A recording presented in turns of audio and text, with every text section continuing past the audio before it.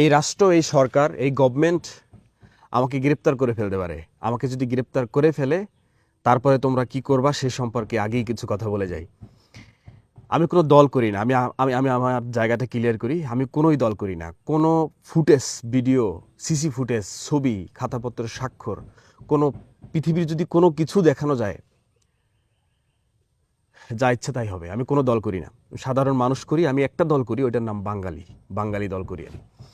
আমাকে যদি গ্রেপ্তার করে ফেলে, আমাকে গ্রেপ্তার করে ফেলতে পারে সত্য কথা বলার জন্য। হাসি মুখে গ্রেপ্তার হব।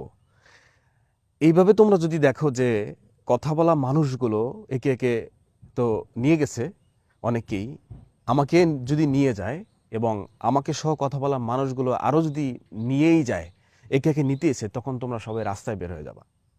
রাস্তায় বের হয়ে তোমরা সবাই গ্রেপ্তার হওয়ার জন্য, তোমরা সবাই জেলে যাওয়ার জন্য প্রস্তুত হবা।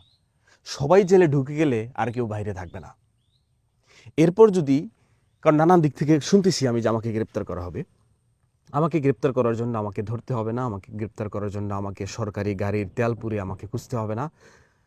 পুলিশ প্রশাসন, অন্যান্য ভাইদের আমাকে তন্ন তন্ন করতে হবে না। আমাকে গ্রেপ্তার করতে হলে আমি নিজে এসে স্বেচ্ছায় গ্রেপ্তার হব। আমি বাংলাদেশের মানুষের জন্য কথা বলি। আমি বাংলাদেশের মানুষের জন্য কথা বলে যাব। পাঁচাটা সুযোগ নেই। বাসলে গাজী, মহলে শহীদ। আমাকে গ্রেপ্তার করার পর যদি আমাকে মেরে ফেলে, আমি কিছু বুঝি না। আমি বুঝি বাঙালি, আমি বুঝি লাল সবুজ। কোনো দল আমি করি না। সোজা সাপটা কথা। আমাকে যদি মেরে ফেলে, বাংলাদেশের সাধারণ মানুষ, বাংলাদেশের সাধারণ শিক্ষার্থী, বাঙালি, বাংলাদেশের দেশপ্রেমিক, আমার লাশ দাফন দেওয়ার কোনো দরকার নেই। আমার লাশ রাস্তার মোড়ে কোথাও তোমরা সোজা করে রাখবা। লাশ থেকে গন্ধ আসলে বিভিন্ন মেডিসিন দিয়ে রাখবা।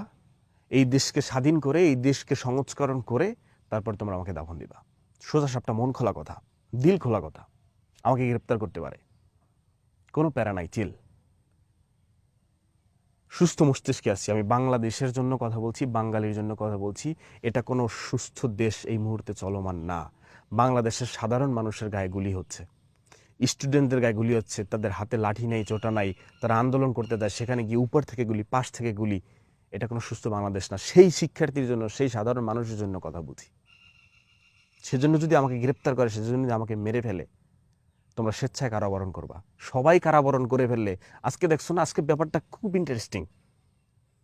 তারা ঘোষণা দিল শোক পালন কবে, শোক পালন হবে, কালোতে ছেয়ে যাবে, বাঙালি ছাপাই দিল লালে। এটা যদি মনে করো এমন হইতো যে, মনে করো দুইটা মানে নির্বাচন, এটা মনে ধরো একটা নির্বাচন, যে নির্বাচিত হবে, মানে একটা হচ্ছে কালো, একটা হচ্ছে লাল। এটি নির্বাচনের মতো হয়ে গেছে।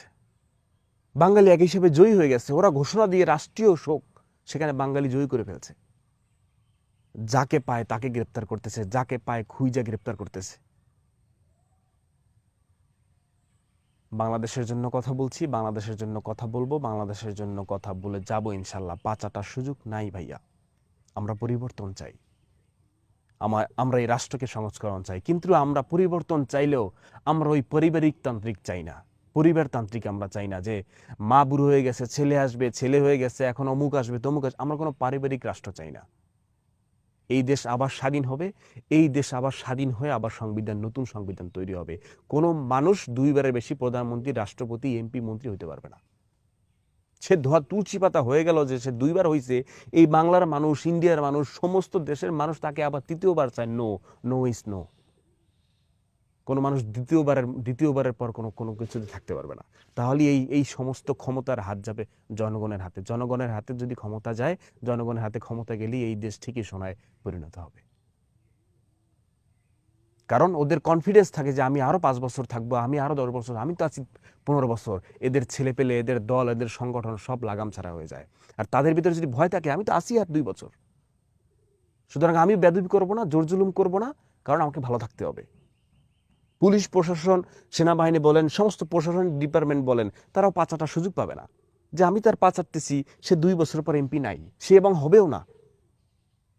দিন শেষে ভালো থাকবে কারা? বাঙালি। আমাকে গ্রেপ্তার করতে পারে, আমি স্বেচ্ছায় গ্রেপ্তার হব, কোনো প্যারা নাই।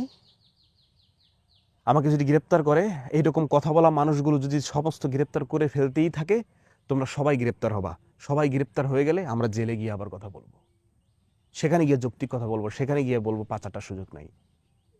আর যদি মনে করো, আর যদি দেখো যে আমাকে মেরেই ফেলছে, লাশ দাফন দেওয়ার দরকার নাই, লাশ রাইখা এই রাষ্ট্র সংস্করণের জন্য আন্দোলন চালিয়ে যাবা। এই আন্দোলন এখন বাঙালি আন্দোলন, গণমানুষের আন্দোলন। এই আন্দোলন এখন আম জনতার, সবাই পরিবর্তন চায়, পরিবর্তন হোক।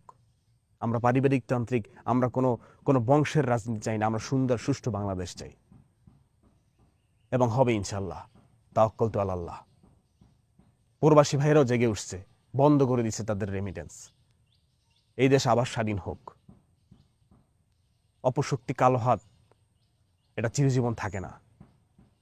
এটা কেমন রাষ্ট্র চলছে, যাকে পাইছে তাকে ধরে ফেলতেছে। 71 সাল থেকে যুদ্ধ চলতেছে দেশে, যে যুদ্ধ চলতেছে সেই গভর্নমেন্টকে আমি কেন চাইবো, সেই সরকারকে আমি কেন চাইবো? মানুষ, নাম না জানা মানুষ, স্টুডেন্ট, বাসায় গিয়ে খোঁজা হচ্ছে স্টুডেন্ট আছে কিনা, শেল্টার দিয়ে আসে, স্টুডেন্টদের আন্দোলনে না যায়। স্টুডেন্টরা তাদের যৌক্তিক দাবি নিয়ে যাবে না তো কারা যাবে?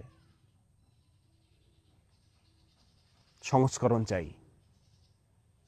বাংলার মানুষের মুক্তি চাই, বাংলার মানুষের শান্তি চাই, বাংলার মানুষ হয়ে থাকতে চাই, বাঙালির কথা বলতে চাই। 5-8টার সুযোগ নাই। আল্লাহ হাফেজ।